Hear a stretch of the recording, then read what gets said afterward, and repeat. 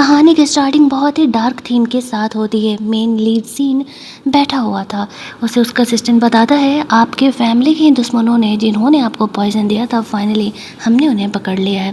लेकिन सन को उसकी फ़िक्र नहीं थी। वो अपने असिस्टेंट से पूछता है मेरी बीवी को गायब हुए कितने दिन हो गए हैं। उसका असिस्टेंट कहता है 7 दिन, और शायद अब इस दुनिया में नहीं है। जैसे ही आप बिजनेस ट्रिप पर गए जहाँ आपको पॉइजन दिया गया, वहाँ आपकी फैमिली ने लगे हाथों एनी को भी रास्ते से हटा दिया।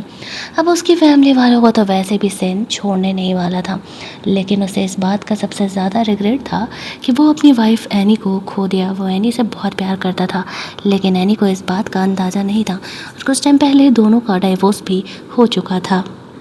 कहानी बहुत ही ज़्यादा वाली रोमांटिक इस क्यूटी पाई हीरो के फेस के साथ होने वाली है। आई होप आप लोग वीडियो के लास्ट तक बने रहेंगे। कहानी अच्छी लगेगी अगर तो वीडियो को ज़रूर शेयर कर देना। वो विश करता है कि काश वो एनी से दोबारा मिल पाता। जैसे ही वो रोता है उसकी आंखों से एक आंसू उसके रिंग पर गिर जाती है। वहीं दूसरी तरफ हम लोग एनी को देखते हैं, जो कि अपनी दुनिया में तो बहुत ही बड़ी बिजनेस टाइकून थी। अपने फैमिली वालों को रास्ते से हटा करके फाइनली वो कंपनी की सीईओ बनी थी। लेकिन एक दिन उसके लाइफ में भी ट्रेजेडी होती है और वो ट्रैवल करके इस वर्ल्ड में पहुंच जाती है जहां पर कि वो एनी की बॉडी में एंटर कर गई थी, जो कि एक सेकंड फीमेल लीड काम करने वाली थी। उससे ना तो कोई प्यार करता था और उसका सो कॉल्ड हस्बैंड भी उससे प्यार नहीं करता था। वैसे तो सब जगह यही खबरें फैल गई थी कि एनी पे इस दुनिया में नहीं है, वो मर गई है, लेकिन वो जिंदा थी। एनी सोचती है जब अब वो इस दुनिया में आई है तो फाइनली यहाँ भी वो अपना एम्पायर खड़ा करके रहेगी, बहुत सारे पैसे कमाएगी। वो अपने ही ग्रेव पर यहाँ पर आई हुई थी और वहाँ से निकल रही थी, तभी वो सेन को क्रॉस करती है। सेन उसे देख करके भी पहचान नहीं पाता है। एनी ने इतने बड़े बड़े गॉगल्स जो लगाए थे, लेकिन एनी उसे पहचान जाती है कि इस वर्ल्ड में जो सेन है वो उसका हस्बैंड है। लेकिन जब सेन अपनी वाइफ के ग्रेव पर जाता है तो ये देख के चौंक जाता है। ब्लैक रोज, ये तो सिर्फ मुझे और एनी को ही पता है कि ब्लैक रोज उसे पसंद है। तो आखिरकार उसके ग्रेव पर कौन ही आया था? और सेन के हिसाब से एनी की डेड बॉडी भी अभी नहीं मिली है। इसी वजह से वो यहाँ पर इस बात का भरोसा करने के लिए तैयार नहीं था कि असल में जो है वो अब इस दुनिया में नहीं है। और जो सेन था एनी के गुजरने के बाद उसकी कंपनीज वगैरह संभाल रही थी, जो कि उसकी फैमिली वालों ने उससे छीन लिया था। एनी सेन को देखती है वो मेरे ग्रेव पर क्या कर रहा है, झूठा दिखावा करने आया होगा, ये कह के वो तो वहाँ से चली जाती है। सेन को इस बात का अंदाज़ा होता है कि शायद एनी जिंदा है, तभी वो खुद के ग्रेव पर आई होगी, तो वो उसे ढूंढने के लिए निकलता है। जल्दी जल्दी वो उसे खोज रहा था और एनी वहाँ से निकल रही थी। तभी उसे लगता है कि शायद यहाँ पर वो गर्ल कोई और नहीं एनी ही थी जिसको कि उसने क्रॉस किया है। अब उसे ढूंढने के लिए जाता है, ग्रेवयार्ड से बाहर निकलता है। एनी अभी वहाँ से निकल ही रही थी कि कुछ लोग उसे किडनैप करके गाड़ी में बिठा के लेकर के जाने लगते हैं। सेन का सेक्रेटरी उसके लिए कार लेकर के आया हुआ था। वो यहाँ पर इस गर्ल के बारे में पता लगाने के लिए बोलता है। अब कहानी में एक कन्फ्यूजन यहाँ पर था, एनी जो इस वर्ल्ड में है असल में उसका फेस चेंज है या फिर जो भी है, सेन उसे देख कर के भी क्लियरली नहीं पहचान पा रहा था। एनी की जो उस दुनिया की कंपनी थी, इस दुनिया में सेन उसे संभाल रहा था। कुछ कन्फ्यूजन था इस कहानी में, लेकिन मैं फिर भी सिंपल तरीके से आपको समझाने की कोशिश करूँगा। यहाँ पर एनी का एक और फंडा था, वो रोहान नाम के बंदे के पीछे पड़ी हुई थी सेन की शादी से पहले। लेकिन और यहाँ पर रोहन उसे बिल्कुल भी भाव नहीं दिया करता था। वो अपनी अमीर गर्लफ्रेंड जीजी के पीछे पड़े रहता था, लेकिन हाँ एनी के पैसे इस्तेमाल करना वो नहीं भूलता था। इस चीज़ की प्रॉब्लम सेन को भी थी क्योंकि उसे कई बार लगा है कि शादी के बाद भी वो अपने एक्स बॉयफ्रेंड रोहन से मिलने के लिए जाती रही है। यही सारे रीजंस की वजह से वो दोनों अलग हो गए थे। एनी का सेक्रेटरी यहाँ पर आता है और कहता है कि रोहन ने तुम्हें मिलने के लिए बुलाया है, प्लीज़ तुम ना उससे कोई बात मत करना, वो बहुत ही घटिया इंसान है। एनी कहती है चिल डूड, आई नो मैं क्या कर रही हूँ। वो वहाँ से पहले कंपनी के लिए निकलती है। जो रोहन के फैंस थे वो यहाँ पर रोहन के फैंस एनी पर यहाँ पर सब्जियाँ फेंकने लगे थे। तभी सेन बीच में आता है और वो उसे सेव कर लेता है। सेन सामने से एनी को देखता है, उसे पहचान जाता है। तुम मेरी वाइफ हो ना, तुम मरी नहीं हो ना, मुझे पता था कि तुम जिंदा हो, थैंक गॉड मुझे तुमसे दोबारा मिलने का मौका मिला। एनी यहाँ पर ये बात एक्सेप्ट नहीं करती है कि वह सेन की वाइफ है। जो सेन का सेक्रेटरी था वो उनके फैंस को डांटते हुए वहाँ से जाने के लिए कहता है। सेन की आंखों में एक अलग ही ऑब्सेशन, पोजीशन और प्यार एनी के लिए दिख रहा था, लेकिन एनी जानती थी कि सेन उससे प्यार नहीं करता है, तभी तो वो दोनों अलग हो चुके थे। इसी वजह से वो कोई भी रिस्क नहीं लेना चाहती थी। जब वो इस दुनिया में आई थी तो वो अपने लाइफ को एक नए सिरे से शुरू करना चाहती थी। दैट्स वाई वो एक्सेप्ट नहीं करती है और गुस्सा करते हुए सेन को वहाँ से जाने के लिए कहती है। अब उसका सेक्रेटरी पूछने लगता है क्या वह सेन को जानती है, वह सेन को कैसे जानती है। एनी कहती है मैं इस इंसान को नहीं जानती हूँ। उसका सेक्रेटरी यहाँ पर अपना नंबर सेन को दे देता है। सेन कहता है मैं ना एनी के साथ काम करना चाहूँगा। वो यहाँ पर एक्ट्रेस का काम करती थी, इसी वजह से वो जानबूझ करके उसके सेक्रेटरी का नंबर ले लेता है और उसका सेक्रेटरी उसे नंबर दे भी देता है, क्योंकि यहाँ पर एनी को कुछ खास काम मिल नहीं रहा था, सेकेंड लीड होने की वजह से भी और उसका कोई बैकग्राउंड नहीं था, इस वजह से भी सेन खुश था कि फाइनली अब उसे एनी से मिलने का मौका मिला है। वह इस दुनिया में ज़िंदा है, वो तो वैसे भी उसे किसी हालत में जाने नहीं देने वाला है। लेकिन एनी सेन के साथ काम करना बिल्कुल भी नहीं चाह रही थी। वहीं दूसरी तरफ हम लोग देखते हैं कि वह क्लब में अंदर जाती है, जहाँ पर कि रूहान पहले की तरह ही अकड़ करके एनी से बात कर रहा था और उसे कह रहा था तुम चाहे जो भी कर लो, मैं ना तुम्हारी तरफ कभी मुड़ करके देखने नहीं वाला हूँ और मेरा न तुम पीछा करना छोड़ दो। एनी उसे खींच कर एक थप्पड़ लगाती है और कहती है हो गया तुम्हारा, मैं अब तुम्हारे पीछे नहीं आने वाली हूँ। ऐसा है ना कि अब मुझे अकल आ चुका है और हाँ, तुम जो ये मुझे रिजेक्ट करने के बाद फ्री फोकट में, फ्री फंडे में मेरे पैसे इस्तेमाल करते हो, उन पैसों को लौटा देना। ओवरऑल अप्रॉक्स मैंने तुम पर 2 मिलियन के करीब अब तक खर्च किए हैं। तुम तो खुद एक एक्टर हो ना, तो एक काम करो, तुम ना मुझे वो पैसे मेरे लौटा दो। अब इस पॉइंट पर रूहान एनी को पैसे ट्रांसफ़र करने का कोशिश करता है, लेकिन एक्चुअल में वो अंदर से बैंक करप्ट था, इसी वजह से वो अमीर लड़की के पीछे पड़ा हुआ था और ख़ुद उसके पास पैसे थे नहीं। एनी उसे वार्न करती है अगर 3 दिनों के अंदर मेरे अकाउंट में पैसे नहीं आए तो मैं तुम पर करूँगी केस और जाओगे तुम जेल। तुम तो हो एक्टर, ये न्यूज़ वैसे भी तेज़ी से वायरल होगी, तो तुम सोच लेना कि तुम्हें मुझे पैसे देने हैं या फिर वायरल होना है। रूहान ये सोच रहा था एनी ये सब कुछ ड्रामेबाजी इसलिए कर रही है ताकि वो उसका टेंशन सीख कर सके। जो बंदी इतने टाइम से उसके पीछे पड़ी हुई है, भला वो कैसे ही यहाँ पर उसके खिलाफ जा सकती है। वो कहता हाँ ठीक है, इतना नखरे दिखाने की क्या ही ज़रूरत है, मैं पैसे तुम्हें दे दूँगा। ये कह के वो वहाँ से निकल जाता है। अब एनी के इस बिहेवियर को देख करके उसका सेक्रेटरी तो खुद शौक में था। वो उसे कहने लगता है बहन तुम सच में वही एनी हो ना जिसे मैं पहचानता हूँ। तुमने लिटरली यहाँ पर रूहान से अपने पैसे मांगे, तुमने लिटरली उससे ये बातें बोली। एनी कहती हाँ यार, अब मुझे पता चल गया है कि कौन मेरे लिए सही है और कौन गलत, और अब मैं पूरे तरीके से अपने करियर पर फोकस होकर के ये काम करने वाली हूँ। उसका सेक्रेटरी इस बात से बहुत ही ज़्यादा वाला खुश हो जाता है और कहता है डोंट वरी, मैं यहाँ पर तुम्हारे लिए बहुत सारे काम लेकर के आऊँगा। भले ही अभी तुम्हारे पास काम नहीं है, लेकिन सेन ने तुम्हें एक अच्छा जॉब ऑफर किया है सेकंड फीमेल लीड का। एनी करने से मना कर देती है, लेकिन जब उसे पता चलता उसे अच्छे खासे पैसे मिल रहे हैं तो वो तैयार हो जाती है। भले ही रूहान उस कहानी का मेन लीड होने वाला था। रात में एनी अपने घर पर थी, वो इस गर्ल के बारे में जो स्टडी रीड करती है तो उसे पता चलता है कि असली हीरोइन की ज़िंदगी कितनी बेचारगी से बीती है। फैमिली में कोई उससे प्यार नहीं करता है और सारे हैं उसकी बनाई गई कंपनी को छीनना चाहते हैं। सेन यहाँ पर एनी को मैसेज भेजता है। एनी उसके रिक्वेस्ट को एक्सेप्ट करके उससे कुछ बातें करती है। उसे पता था सेन को उससे हर रोज़ फेस करना पड़ेगा और ये चीज़ उसके लिए थोड़ी मुश्किलें बढ़ा रही थी। रूहान के बारे में तो वो बिल्कुल भी ध्यान ही नहीं देती है। अगले दिन वो यहाँ पर कंपनी के लिए निकलती है, जहाँ पर कि उसे इंसोम्निया की प्रॉब्लम हुई तो उसे नींद ही नहीं आती थी।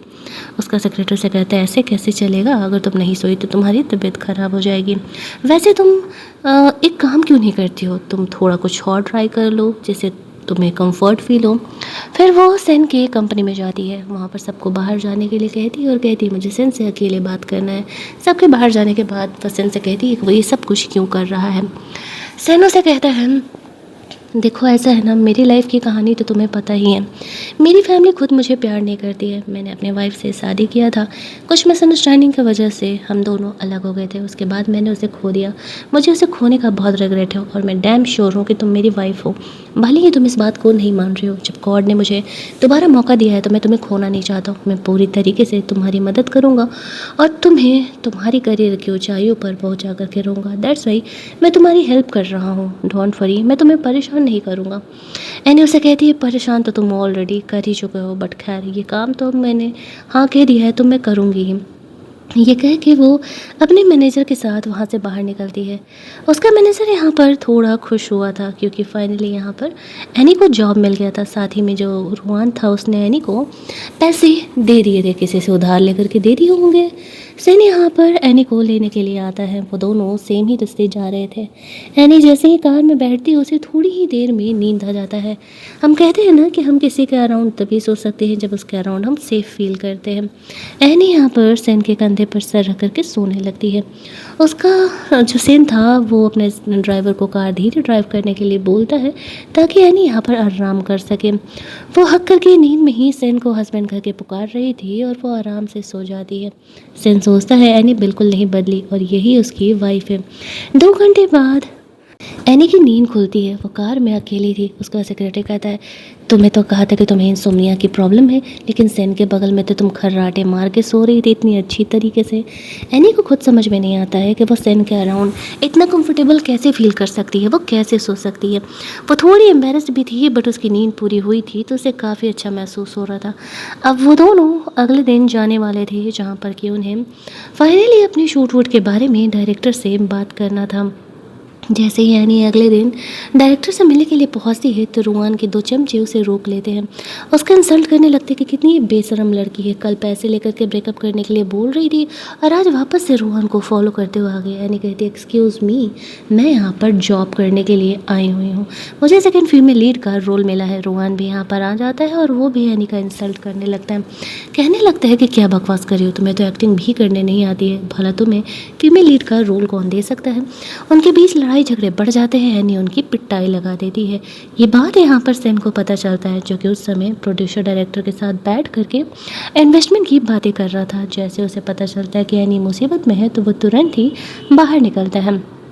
जब वो वहाँ पर बाहर निकलता है तभी वहाँ पर वो सबके सामने जा कर के कहता है कि हाँ, मैंने ही एनी को यहाँ जॉब पर रखा हुआ है और अगर रुआन तुम्हें मेल लीड नहीं बनना है तो तुम ये जॉब छोड़ करके जा सकते हो।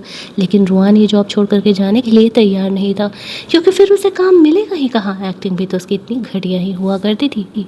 अब जब सबके सामने सेन यहाँ पर एनी को इस तरीके से सपोर्ट कर रहा था तब खुद डायरेक्टर भी काफ़ी शौक हो जाता है। उसे पता नहीं था कि एनी का कनेक्शन ऐसे सेन से है। रुआन का दोस्त सेन से माफ़ी मांगने लगता है लेकिन सेन उसे यहाँ इस प्रोजेक्ट से ही निकाल देता है। तभी एंट्री होती है जीजी की। जीजी रुआन की गर्लफ्रेंड थी, अमीर घराने से बिलोंग करती थी और वो भी एक काफ़ी फेमस एक्ट्रेस थी।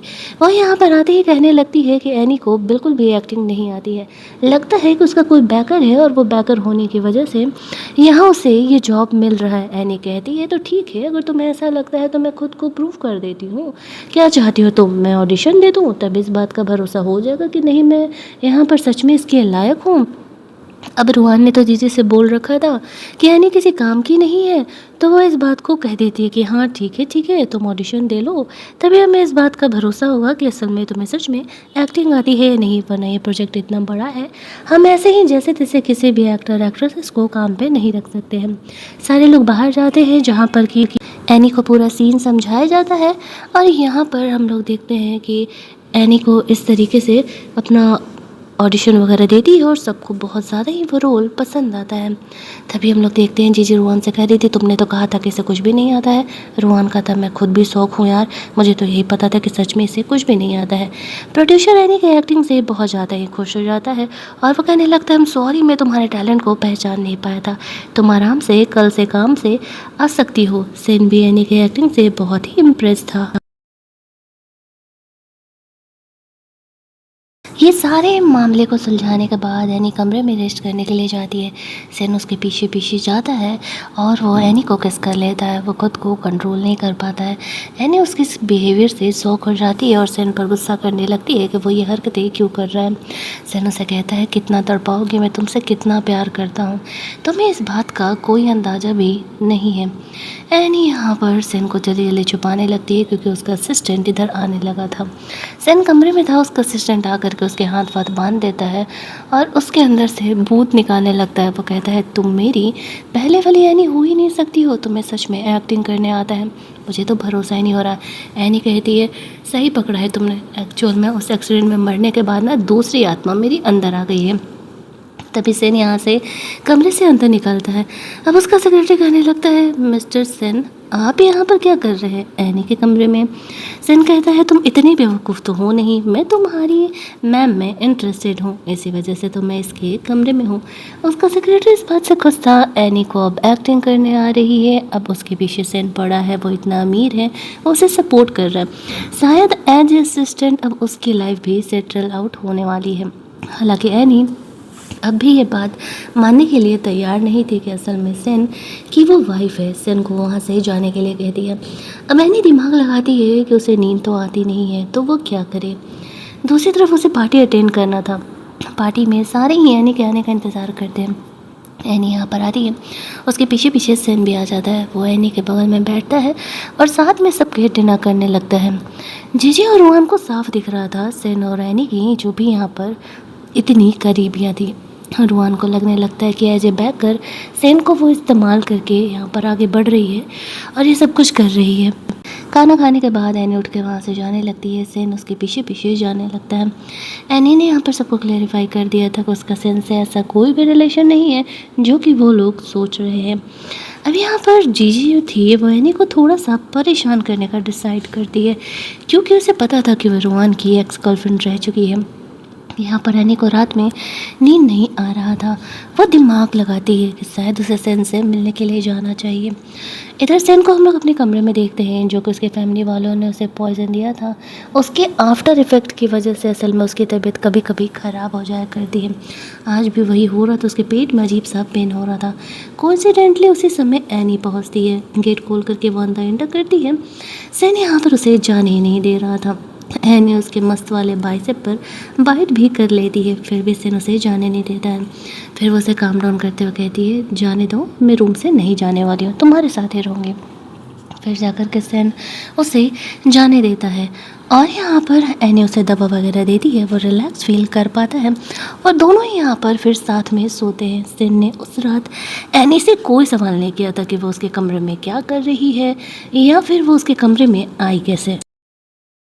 अगले दिन यहाँ पर जो सेन था एनी की जो कंपनीज थी उसके पेपर्स, उसके सारे शेयर्स एनी तक पहुँचा देता है।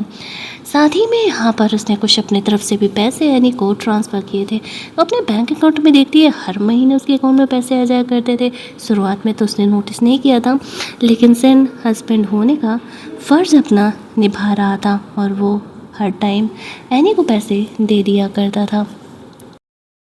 जो जीजी थी एनी से बदला लेने के लिए अपने फ़ैन को एनी के पीछे लगा देती है, उन लोगों को ये कहते हुए कि वो कितनी बुरी है। उसकी फ़ैन यहाँ पर एनी को परेशान करने के लिए आती है, उसके ऊपर पानी फेंक रही थी, लेकिन उसका सेक्रेटरी बीच में आकर के उसे सेव कर लेता है। उसकी फ़ैन तो वहाँ से फ़रार हो लेती है, लेकिन एनी इस बात को इतनी आसानी से जाने नहीं देने वाली थी। साथ ही में यहाँ पर जीजी ने एनी और सेन के रिलेशन को बदनाम करने का प्लान किया था। अब एनी जानती थी कि ये कौन कर सकता है, लेकिन इस बात का उसे प्रूफ चाहिए था ताकि वो उस इंसान से बदला ले सके। रात में उसे नींद नहीं आ रहा था। सेन उसे मैसेज करता है, फिर वो सोने की कोशिश करती लेकिन मोस्टली जगह ही रह जाती है। अगले दिन टेबल पर सारे यहाँ पर एनी के बारे में बात कर रहे थे। रोहन और जीजी का कहना था कि एनी की इमेज ख़राब हो चुकी है और अब वो सेकेंड फीमेल लीड का रोल करने के लायक नहीं है। यहाँ पर हम लोग देखते हैं सेन इस बात के खिलाफ था और वो यहाँ पर कह रहा होता है कि मैं इन्वेस्टमेंट कर रहा हूँ और डिसाइड करने का हक मेरा है। एनी यहाँ पर उन्हें प्रूफ कर देती है कि जीजी और रुआन मिल करके उसे बदनाम कर रहे थे। मजबूरी में उन्हें यहाँ पर एनी से माफ़ी मांगनी पड़ती है। ज़ेन यहाँ पर एनी के लिए बहुत ज़्यादा ही फ़िक्रमंद था। थोड़ा सा ना कोल्ड हो गया, इस वजह से वॉइस में डिफरेंस आपको फ़ील हो रहा होगा, तो कुछ टाइम के लिए एडजस्ट कर लेना, बाकी कहानी पर फोकस करना। रात में एनी सेन का फ़ोटो का पोस्टर का बॉडी पिलो मंगाती है ताकि उसे हक करके वो सेन की फीलिंग ले करके सो सके, लेकिन तब भी उसे नींद नहीं आ रहा था, कोई भी आइडिया काम नहीं कर रहा था, जिस वजह से कि उसे नींद आए और यहाँ पर वो थोड़ा अच्छा महसूस कर सके। अगली सुबह भी वो आधी नींद लेकर के जगती है। जो क्लीनर थी उसे ऐसा लगता है कि सैदानी के कमरे में कोई लड़का है। ये बात रूहान की सेक्रेटरी को पता चल जाता है। वो जा कर के उससे गॉसिप दे रही थी। वो सोचता है कि जीजी को इम्प्रेस करने के लिए क्यों ना एनी को बदनाम किया जाए। सेन उसका बैकर है और अगर ये बात उसे पता चलेगा कि एनी किसी लड़के को अपने कमरे में रखी हुई है यहाँ पर, तो ऑब्वियसली तो वो उसे छोड़ ही देगा। दूसरे सीन में सेन का सेक्रेटरी एनी को उसकी कंपनी लेकर के जाता है। एनी वहाँ पर पहुँचती है तो देखती है कि सेन उसकी बदमाश फैमिली से लड़ रहा है। वो लोग एनी की कंपनी वापस मांग रहे हैं, लेकिन सेन उसे देने के लिए तैयार ही नहीं था। वो कंपनी एनी के उसने उसके नाम कर दिया था। उसकी खुद की अडॉप्टिव माँ जो थी वो एनी को देख के पहचान नहीं पाती है। एनी यहाँ पर आती है। वो थोड़ा थोड़ा सेन पर पहले के कंपेयर में ट्रस्ट करने लगी थी। सेन उसे कहता है कि वो उस पर भरोसा कर सकती है। वो जानता है एनी की ज़िंदगी में कोई भरोसेमंद इंसान नहीं है, इसी वजह से एनी यहाँ पर किसी पे ट्रस्ट नहीं कर पाती है, लेकिन वो कभी एनी को हर्ट नहीं करेगा। जो कुछ भी हमारे बीच हुआ था वो एक मिसअंडरस्टैंडिंग था और अगर तुमसे गलती हुई भी है तो मैं तुम्हें माफ़ करने के लिए तैयार हूँ। हम हमारे रिलेशनशिप को एक नया ट्राई देते हैं। मैं तुम्हारे बिना नहीं रह पा रहा। एनी यहाँ पर उससे वक्त मांगती है। सेन को हाँ कहने के लिए या ना कहने के लिए उसे कुछ समय चाहिए था, तो सेन यहाँ पर उसे वक्त देने के लिए तैयार था। वो कहता है ठीक है, उसे जितना वक्त चाहिए वो ले सकता है। अब भाई साहब एनी को नींद आ नहीं रही थी। वो अपने कमरे में सेन की कही गई बातों को ही सोचे जा रही थी और इंटरनेट पर सर्च करती है कि प्यार किसे कहते हैं। उसका सेक्रेटरी सेन को वो फ़ोटो भेज देता है। तभी वहाँ पर रोहन सेन से मिलने के लिए आता है। एनी को वो फ़ोटो दिखाते हुए कहता है तुम्हारी बंदी तुम्हें धोखा दे रही है। सेन उसे वार्न करता है अगर ये बातें बाहर गई और एनी की इमेज पर इफेक्ट पड़ा तो वो भूल जाएगा वो एंटरटेनमेंट इंडस्ट्री में था भी। रोहन यहाँ पर सोचता है सेन उसे प्रोटेक्ट कैसे कर सकता है, ये तो बहुत ही गड़बड़ बात है। फिर भी सेन यहाँ पर एनी पे ट्रस्ट करने का डिसाइड करता है। अब रोहन सोचता है नहीं, जीजी को इम्प्रेस करना तो ज़रूरी है। अगर सेन उसके कहने पे भी उसकी बात सुनने के लिए तैयार नहीं है तो फिर यहाँ पर वो खुद ही एनी का पोल खोलेगा। सेन यहाँ पर इस बात को इन्वेस्टिगेट करने के लिए कहता है और वह चाहता था कि रुआन एनी को हर्ट ना करे, लेकिन शाम होते होते रुआन अपने सेक्रेटरी को ले करके ज़बरदस्ती एनी के कमरे में पहुँच जाता है और हंगामा करने लगता है कि एनी ने कोई बॉयफ्रेंड रखा हुआ है। सेन का सेक्रेटरी भी वहाँ पर आया हुआ था। एनी रुआन को थप्पड़ मारते हुए कहती है अगर अंदर कोई लड़का नहीं मिला ना तो फिर देखो मैं तुम्हारे साथ क्या करती हूँ, जाओ जा करके देख लो। वो लोग अंदर जाते हैं तो अंदर सेन का बॉडी पिलो मिलता है। सेन को ये बात पता चलता है कि एनी मुसीबत में है तो वो जल्दी ही वहाँ पहुँचता है। वहाँ पहुँचने पर उसे पता चलता है कि एनी ने तो उसका बॉडी पिलो मंगा रखा है। अब एनी बहुत ही ज़्यादा एम्बेरस हो जाती है। ये सोचते हुए सेन को ये बातें पता चल गया। सेन यहाँ पे रुआन को इस प्रोजेक्ट से निकाल देता है और कहता है भूल जाना कि अब तुम दोबारा एक्टिंग कर पाओगी। मना करने के बावजूद भी तुमने इस बात को बाहर निकाला ना, तुम्हारी हिम्मत कैसे हुई एनी को परेशान करने की। सेन यहाँ पर आते ही सारी चीज़ों को संभाल लेता है और रुआन यहाँ पर उससे माफ़ी मांगते रह जाता है कि उसे एक लास्ट चांस दे दे, वो उसे दोबारा मौका नहीं देगा, लेकिन वो उसे कोई चांस नहीं देता है। एनी भी यहाँ पर उसे नहीं छोड़ती है। एनी के पास भी रोहन के खिलाफ जितने सबूत थे, जितनी लड़कियों के अफेयर के साथ उसके सारे सबूत उसके पास थे, वो सारी ही चीज़ों को पब्लिक कर देती है, ये कहते हुए कि बहुत लंबे समय से मैं तुम्हें झेल रही थी, तुम्हारा करियर मैं ख़राब नहीं करना चाह रही थी, लेकिन तुमने तो मुझे कोई चांस ही नहीं दिया। उनके जाने के बाद अब सेन एनी को यहाँ पर छेड़ने लगता है। एनी से कहती है उसे इंसोमिया की प्रॉब्लम है और वो केवल सेन के साथ ही सो पा रही थी, इसी वजह से उसने सेन का पिलो बनाया था। सेन समझ जाता है कि एनी के लाइफ की भी वही प्रॉब्लम है, तो वह एनी को कहता है कि कोई बात नहीं, वो दोनों साथ सोने के बारे में सोच सकते हैं। एनी यहाँ पर सेन को हक करती है और असल में उसे काफ़ी अच्छी नींद आती है। पिछले 2-3 दिनों से वो वापस से सो नहीं पाई थी। दूसरी तरफ जीजी को हम लोग देखते हैं जो कि रुआन पर बहुत ही गुस्सा कर रही थी जब उसको इतने सारी लड़कियों के बारे में अफेयर की बातें बाहर आती थी। तो रुआन फिर भी यहाँ पर जीजी को कन्विंस कर लेता है कि नहीं, ये सब कुछ AI जनरेटेड है और एनी ने उसे सिर्फ परेशान करने के लिए ऐसा किया है। यहाँ पर जीजी रुआन की बात का भरोसा कर लेती है।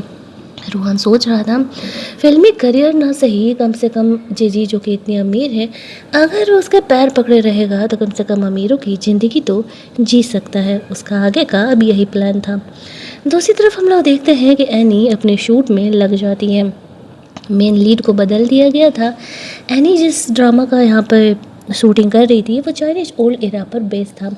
जीजे उस कहानी की फीमेल लीड थी और एनी सेकंड फीमेल लीड थी। सबको अपना अपना रोल समझाया जाता है, कैसे रोल प्ले करना है।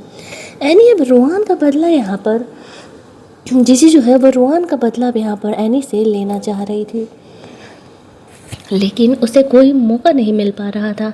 एनी आज का शूट अपना अच्छे तरीके से कंप्लीट करती है और जीजी के जो प्लान्स थे एनी को परेशान करने के, वो पूरी तरीके से फेल हो चुके थे। शाम में वो सेन के साथ डेट पर जाती है। सेन यहाँ पर एनी को इम्प्रेस करने का, उसे खुद पर ट्रस्ट दिलाने का पूरा कोशिश करता है।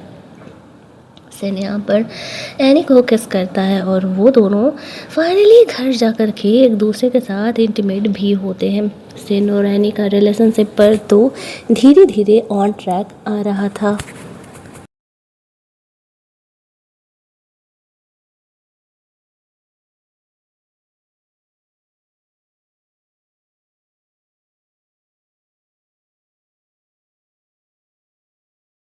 लेकिन एनी ने डिसाइड किया था कि वो सेन के साथ अपने इस रिलेशनशिप को फ़िलहाल पब्लिक रखेगी। सेन यहाँ पर अपना केयर एनी को दिखाए बिना रह नहीं पा रहा था। एनी का सूट धीरे धीरे आगे बढ़ तो रहा था, लेकिन सबको ऐसा लग रहा था कि एनी का ज़रूर ही कोई बॉयफ्रेंड है और सारे उसकी लाइफ में इंटरेस्ट ले रहे थे। एनी फिर भी पता नहीं लगने देती है कि उसका बॉयफ्रेंड कौन है। सेन हर वक्त एनी के आसपास ही रहा करता था, उसे उसकी सेफ्टी की बहुत ही फिक्र रहती थी। इन सब में सबसे ज़्यादा खुश तो उसका सेक्रेटरी था। अगले दिन सेन कंपनी से लौट रहा था, तभी वो अपने फैमिली के दुश्मन से मिलता है।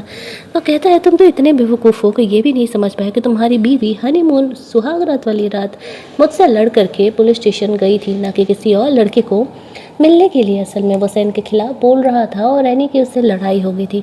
जब सेन को ये बात पता चलता है तो उसे बहुत ही गिल्ट होता है कि उसने एनी को कितना गलत समझा। वो एनी को कॉल करता है और पूछता है कि एनी किधर है। एनी बताती है कि वो अभी भी अपना शूट कंप्लीट करके निकल रही है। सेन जल्द से जल्द एनी को ढूंढने के लिए जाता है। जाते ही सीधे वो एनी को गले से लगा लेता है और उसे किस करने लगता है। एनी थोड़ा परेशान हो जाती है सेन के इस बिहेवियर से और पूछने लगती है कि क्या हुआ, वो क्यों परेशान है। सेन एनी से माफ़ी मांगता है और कहता है, मुझे माफ़ कर दो, मैंने तुम्हें गलत समझा। उस रात जब तुम गई थी मुझे छोड़ करके, तो मुझे लगा कि शायद तुम किसी और लड़के से या फिर रोहान से मिलने के लिए गई हो, इसी वजह से मैं तुमसे बहुत ही गुस्सा रहता था। मैंने कभी तुमसे पूछा भी नहीं हो, नहीं इस बात की सच्चाई जानने की कोशिश की। मैं बहुत ही बड़ा बेवकूफ़ हूँ। एनी उससे कहती है, कोई बात नहीं, जो पास्ट में होना था वो हो चुका है, उस चीज़ को तो हम नहीं बदल सकते हैं, लेकिन आगे हम दोनों एक दूसरे पर भरोसा करेंगे और सारी बातें एक दूसरे से शेयर करेंगे। कोई भी एक दूसरे से किसी भी मैटर में झूठ नहीं बोलेगा। सेन उसे कहता है, ठीक है, वैसे भी मैंने तुमसे कभी झूठ नहीं बोला है। यहाँ पर सेन और एनी फाइनली दोनों अब एक प्रॉपर रिलेशनशिप में आ चुके थे और जो कुछ भी कन्फ्यूजन था सेन को एनी के बिहेवियर को लेकर के, वो सारी चीज़ें यहाँ पर क्लियर आउट हो चुकी थी। अगले दिन थोड़ा खतरनाक वाला शूट होने वाला था। यहाँ पर कोई ब्लास्ट का सीन यहाँ पर शूट होने वाला था और सेन को एनी की बहुत ही फिक्र हो रही थी। जी यहाँ पर एनी को परेशान करने का डिसाइड करती है और जैसे ही शूट ख़त्म करने के बाद वो लोग उस एरिया से निकल रहे थे, वो जानबूझ करके एनी का पैर फंसा देती है ताकि एनी वहाँ पर नीचे गिर जाए और एनी फिर भी खुद को संभाल लेती है। एनी जानती थी कि जीजी ने उसका पैर फंसाया है, लेकिन जीजी कहती है, तुम मुझ पर ब्लेम लगा रही हो, मैं डिफेमेशन का केस तुम पर कर सकती हूँ। तुम झूठ बोल रही हो, इस बात का प्रूफ लेकर के आओ कि मैंने सच में तुम्हारा पैर फंसाया है जिस वजह से कि तुम गिरी हो और इंजर्ड हुई हो। एनी कहती है, ठीक है, 3 दिन, बस 3 दिनों के अंदर मैं तुम्हारा ये भी पोल खोल करके रहूँगी। सेन को एनी की बहुत ही फिक्र हो रहा था। वो उसका फोर्स ऐड करता है, उसे गले लगा करके रोने लगता है और कहता है, मैं तुम्हें कभी खोना नहीं चाहता। एनी कहती है, डोंट वरी, अब मैं तुम्हें छोड़ करके कहीं नहीं जाने वाली हूँ, मैं हमेशा तुम्हारे साथ रहूँगी। दोनों एक दूसरे को गले लगा लेते हैं। वहीं दूसरी तरफ अब जीजी के लिए मुश्किलें बढ़ने वाली थी। उसकी और रूहान की लड़ाई रूहान के असिस्टेंट से भी हो जाती है और गुस्से में आकर के वो लोग उसे भी जॉब से निकाल देते हैं और यही उनकी लाइफ की इस पॉइंट पर सबसे बड़ी गलती आगे जा कर के साबित होती है।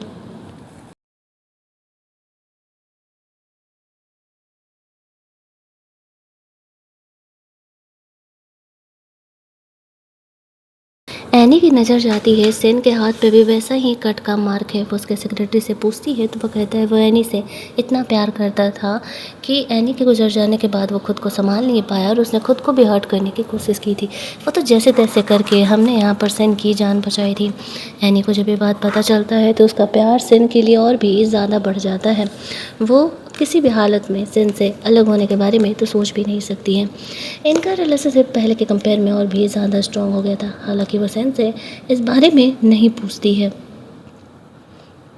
अगले दिन रोहन और जीजी सामने इंटरव्यू के आकर के एनी को ब्लेम कर रहे थे और उसे झूठा दिखा रहे थे और सारे ही लोगों से सिंपैथी दिखा रहे थे अंटिल एनी वहाँ पर आती है। वहाँ पर आती है वो तहलका मचा देती है, मतलब लिटरली वो सबके सामने सबका पोल खोल के रख देती है किस तरीके से रोहन और जीजी ने शुरुआत से लेकर के अब तक उसे परेशान करके रखा। और इतना ही नहीं, वो उस दिन का वीडियो भी लेकर के आई थी जब वो ब्लास्ट वाले सीन में जीजी ने अपना पैर फंसाया था और एनी वहाँ पर गिर गई थी। जैसे ही ये बातें यहाँ पर सामने आती है तो सारे जितने भी जीजी के फ़ैन थे वो एंटी फ़ैन बन जाते हैं। जीजी को डिलिबरेटली एनी को परेशान करने के लिए, उसे हर्ट करने के लिए पनिशमेंट मिलता है और रोहन ने ये सब कुछ करवाया था तो रोहन को जेल भेज दिया जाता है। कहानी में विलन्स का खात्मा हो चुका था तो कहानी हैप्पी एंडिंग की तरफ बढ़ती है। और हाँ, एक और बात, इन सब में साथ जो है रोहन के सेक्रेटरी ने दिया था एनी का। उन लोगों ने उसे जॉब से निकाल दिया था तो यहाँ पर अब वो जाकर के एनी और सेन के साथ काम करने लगी थी और वो रोहन और जीजी की सारी सच्चाई खोल के रख देती है। इसके बाद सेन और एनी दोनों एक हो जाते हैं और हमारी कहानी यहीं पर एंड कर दी जाती है। अगर आपको ये कहानी अच्छी लगी होगी वीडियो को लाइक और शेयर करना मत भूलना। चलिए जल्दी से मिल लेते हैं हम लोग एक और नई कहानी के हिंदी वर्जन में।